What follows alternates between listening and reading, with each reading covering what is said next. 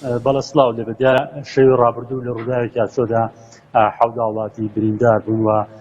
بەرەبەیانی ئەمڕۆژ هەر لە چەند شەماڵ گەنجێک بەوەی نەخۆشی کۆڕۆنا کە تەندروستی سنوورەکاڵن بەوەی ئەوەی هەڵگیری ڤایرۆسی کۆڕۆنا بۆی گیانی لەدەستداوە کەمە پێشتر تەرمەکەی لە پزیشکی دادی سلێمانیەوە گەڕەنراوە و چەند شەماڵ من شەریف ڕاحیم وتەبێژی تەندروستی چەند شەماڵ میوان بۆ خۆی ڕووداوە تۆمارکراوەکانی سنووری بەڕێبەرایەتەکەیان کاک شەریف سڵاو لێبێ ئاماری خۆی ڕووداوەکانی ڕۆژانی جەژن لە سنووری بەڕێبەرای تەندروستی چەند شەماڵ لە بەڵمەد و ناوەندە تەندروستیەکان چی بوونەکە لایەوە تۆمارکراوە بەڵێ سەرتا بەخێر بن ئاماری چوار ڕۆژی جژنی بەڕێوەبەراتی تەندروستی چەند شەماڵ سەرتا سەبارەت بە دۆخی کۆرۆنا 82 پشکنین لە ماوەی 4 ڕۆژە ئەنجام دراوە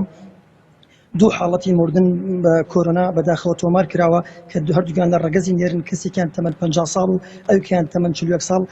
ئەوەی کە تەمەنی 41 ساڵە پاش 9 ڕۆژ لە چارەسەر کە دوێنێ حالی شاری سلێمانیمان کرد بەداخەوە بەرەبەیانی ئەمڕۆ گیانی لەدەستدا چوار حاڵەتی پۆزەتیڤ بە هەمان شێوە تۆمار کراوە لە سنووری قەزاکەمان سەردانی نەخۆش بۆ هەر چوار نەخۆشخانەکانی سنووری بەڕێوەبەراتی تەندروستی چەند شەماڵ تاکو ئەمڕۆ 1914 نەخۆش بە مەبەستی وەرگرتنی چارەسەر سەردانی نەخۆشخانەکانمانیان کردووە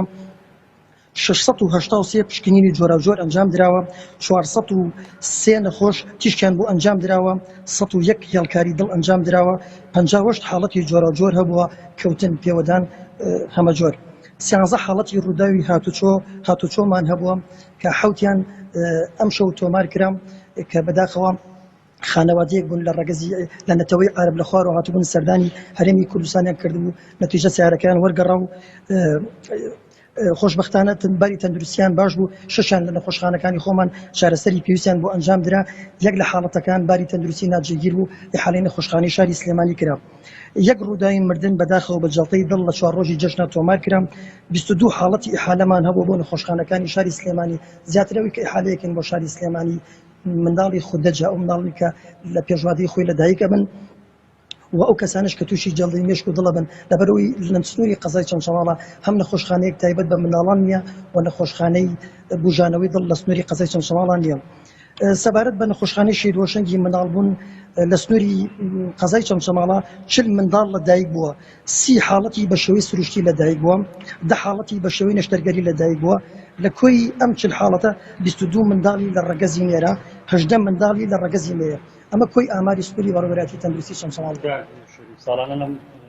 فەسڵەیە پێوەدانی حاڵەتەکانی پێوەدانی مارە دووپشک زیادەکە ساڵانی پێشوو لە ناوەندە تەندروستیەکان گرفتی دەرمان و چارەسەری پێویست بۆ حاڵەکەتان ئەم ساڵ ئەو ڕووداوانە تا چەند کەمیان کردووە زیادیان کردووە دەرمانی پێویستە لە ناوەندە تەندروستیەکان بەڵێ خۆشبەختانە ئەمە دەسازیمان کردووە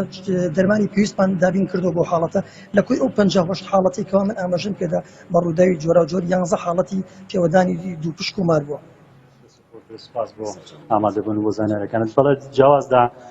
ئامارەکانی تەندروستی چەند شەماڵ بە گوێرەی ئەو داتایانی کە دەستێناڕی کردووە لە بازگەی بانی مەقان کە بازگەیەکی هاوسنووریە لە نێوان هەرێمی کوردستان و ناوچە جێناوەکانی دەرەوەی هەرێمی کوردستان زیاتر لە 10,000 هاوڵاتی بە ڕێگەزارە لە پارێزگاکانی ناوەڕاست و خواروی عێراق بە مەبەستی بەسەربردننی گەشت و سەیران لە ڕۆژانی جەژندا داخلی سنووری پارێزگای سلێمانی بوونە دێمە بەلایەوە